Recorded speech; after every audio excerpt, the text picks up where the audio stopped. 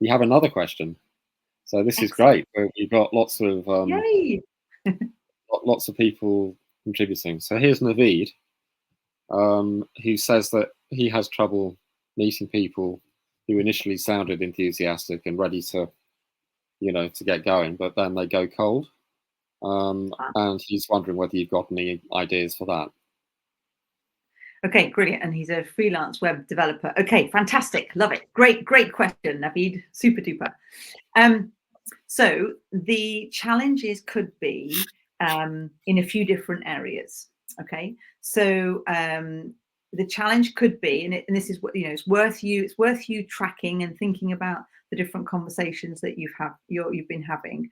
So sometimes what happens is people mush together marketing and sales conversations.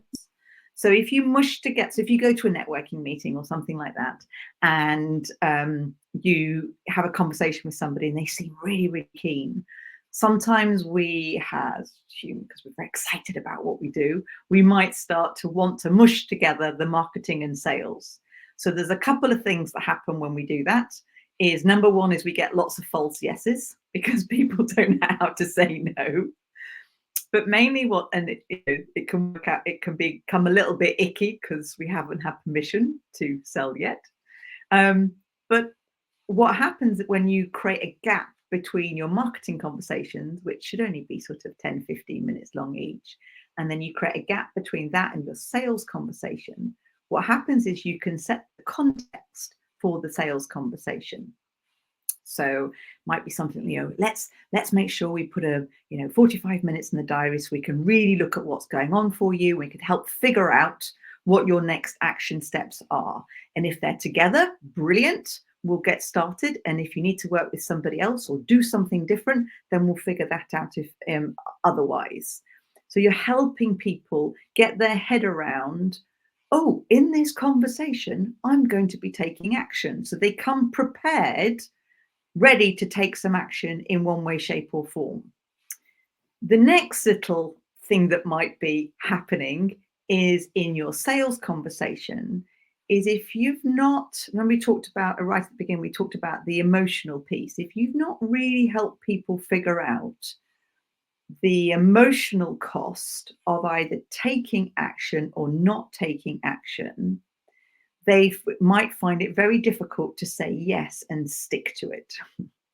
So you might have people who say yes and then go wandering off because it's too difficult to say no. That might be another reason, that actually there isn't the environment to be able to easily say no to you. You might be a very persuasive character and it's difficult to say no to, but actually we have to create that space where we can figure out what people want and what they don't want.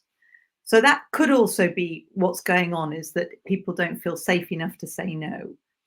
But remember, when people buy emotionally, they have to be able to then back it up logically. So let's say, for instance, that somebody had said yes in your sales conversation, and they're so excited about working with you, and they're, yeah, hooray! And then they go back home again, and they tell their partner, they go, oh, I'm really excited about working with this person. It's going to be great. And their partner might turn around and go, God, and how much is that going to cost? And suddenly they're in a spiral of something different. And then if they haven't got the logical piece of what happens if they take action versus not take action, they can quite quickly be switched into, actually, yeah, I don't think I need it. I'll just keep going in the way that I thought was kind of working already. So in that sales conversation, it needs time. Yes, you've got to set the context. And you've got to help people get to a hell yes or a hell no, and then really work through the objections. Sorry, Chris, that was quite a long answer. No, but it's not a small question, actually.